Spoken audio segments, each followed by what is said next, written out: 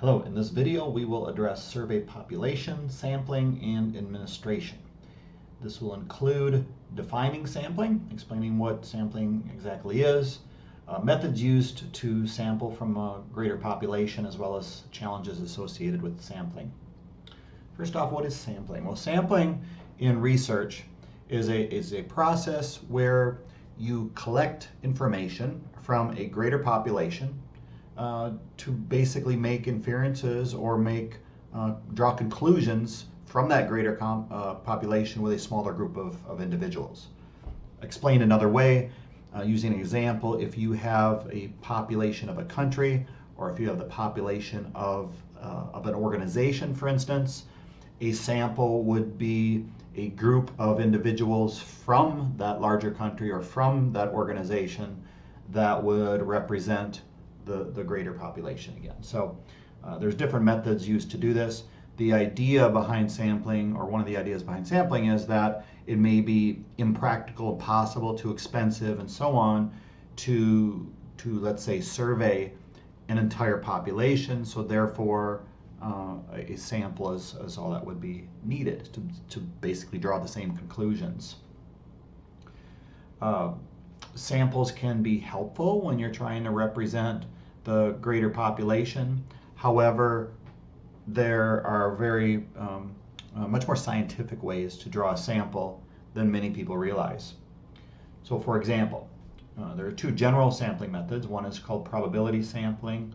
One is called non-probability sampling.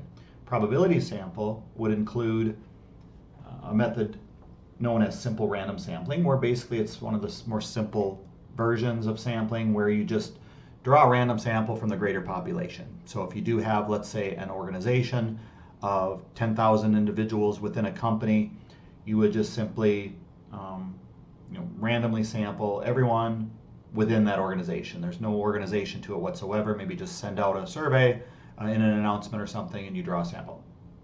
Now, a little bit more specifically, would be like stratified random sampling, where you want to focus on subgroups. And by doing that, then ideally you are creating a sample that is more representative of the greater population.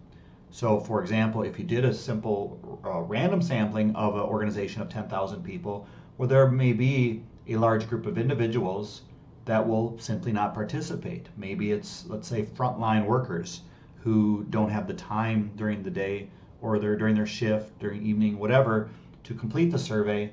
So by doing a stratified random sampling, then what you do is you can break down, let's say, the organization in certain demographic groups, as well as like work locations and so on, to try to create a sample that's more representative of the greater population. Cluster sampling is similar, where, however, in this case, you would randomly take groups from, let's say, this organization of 10,000 individuals. Maybe there's 10 locations across the country or the world. And so you would perhaps, probably a better example would be, let's say there's 10 locations in one country. You might randomly select 2 or 3 of those locations to represent the overall organization. And then you would collect a random sample from those locations. The reason why I said that maybe it's a better example to say 10 organizations within a country is, well, if it's 10 locations within 10 different countries, then perhaps this method may not be nearly as effective, because there may be other things involved, where if you only selected a couple of those countries, those locations, then again you might not have a representative sample from the overall population. Now, non-probability sampling is where everyone does not have, per se, an equal chance of participating. So for example, convenience sampling. This is very common in academia, where, let's say, a student wants to conduct a study, and they have individuals that they know through social media and what have you, and they send a survey out to those individuals. It's convenient.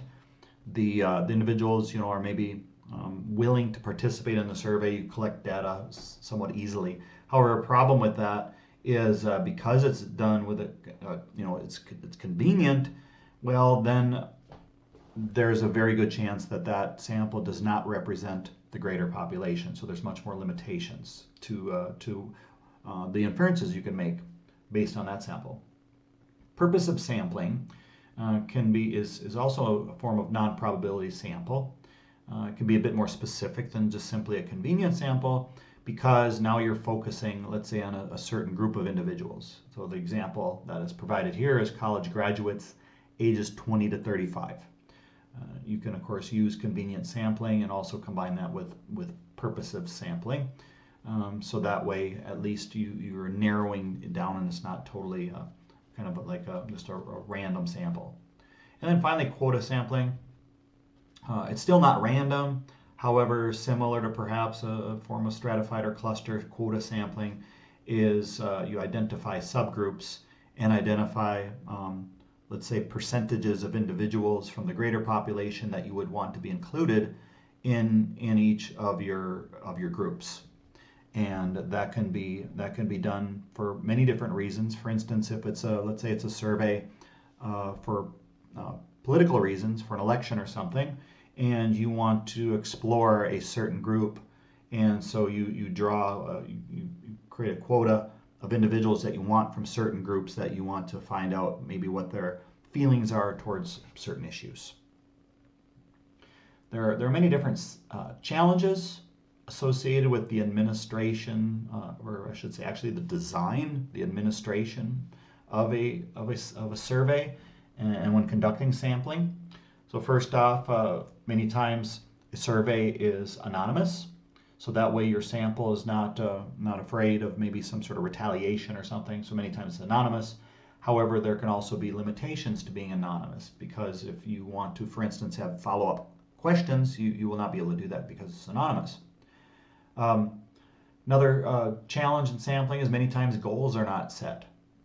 A sample goes out if you don't have a proper goal for, let's say, number of individuals or what you are actually going to do with the results. Let's say it's an organization and you do a customer satisfaction survey. Well, you should have goals set for how many customers, and then once you collect your data, what you're actually going to do with the data, how you're going to make it work. One of the challenges that oftentimes occurs is, let's say employees are surveyed and there's no specific goal what's going to happen with that data, and then they never find out what the results were. Well, then individuals can become less interested in perhaps future surveys. When designing a survey, item and scale design is extremely important because, for many different reasons that too many to discuss here. However, just in general, the items must be carefully designed to avoid bias. Similarly with the scales that are used, many different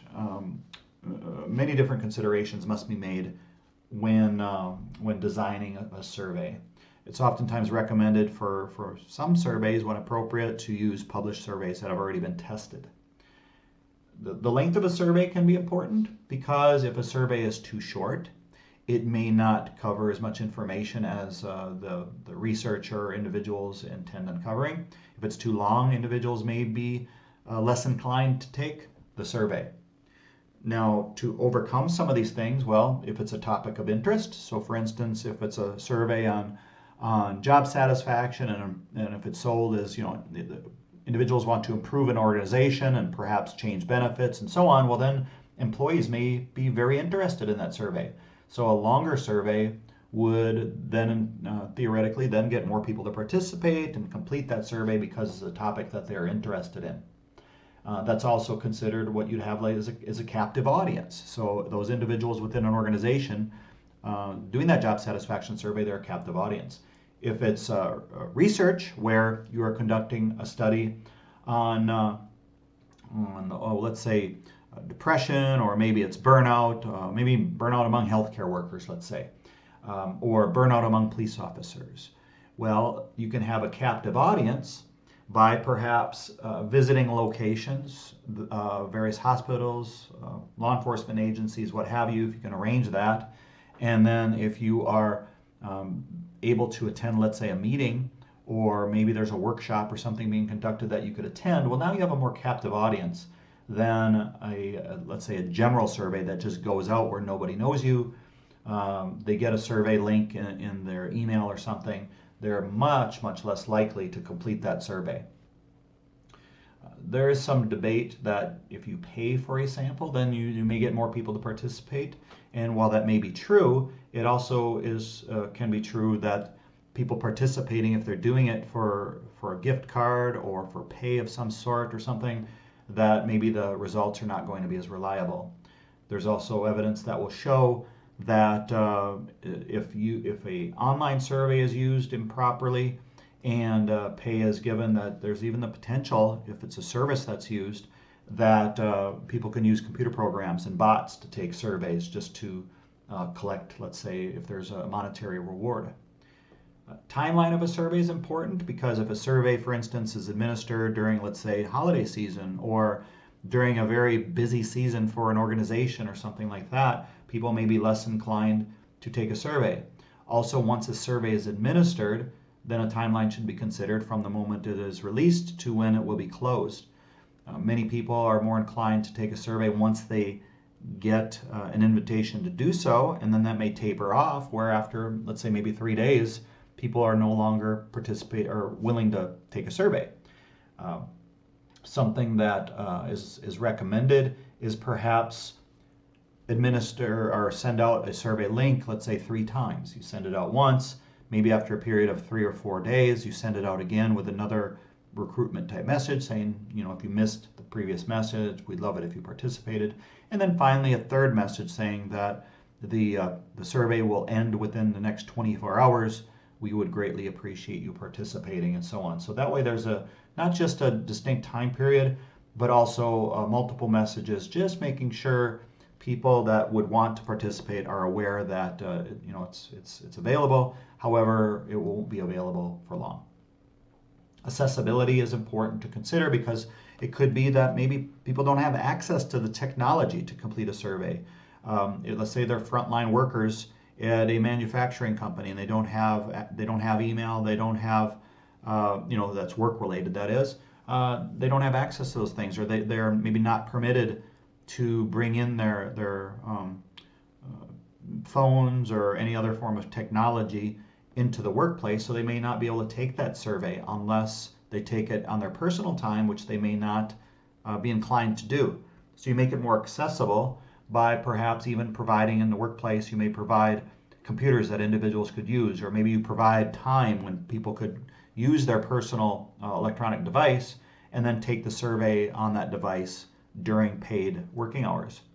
Also, is a survey available for people, let's say if they speak a certain language as their second language, or is their first language provided? Is it transcribed properly where individuals can understand it? Is it not just provided in different languages, but perhaps for people with certain disabilities, is it available for those individuals as well? And then finally, the actual sample size that you ultimately collect. Is the sample size too small because maybe your survey was too long?